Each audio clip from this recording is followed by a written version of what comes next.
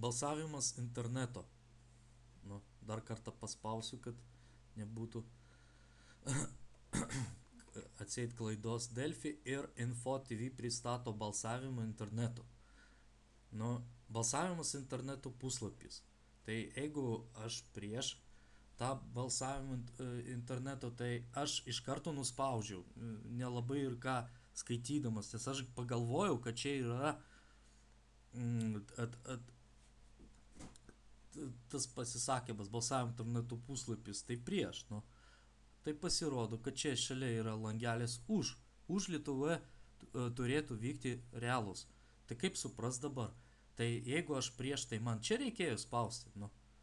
Tai ir be to suklaidina va tie du panašus spalvos langeliai.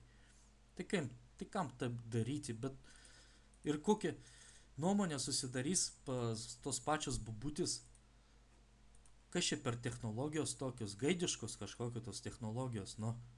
Tai kiek balsuo, kiek nori. Tai aš galiu tą botą kokią sudaryti ir privaryti čia kokios 3 milijonus balsavimus, po to va, sakys, užeis, taip sakant, mūsų deputatai kokie, ar dar ministrai sakys, va, žiūrėkit kokie, visi 3 milijonai yra pas mus.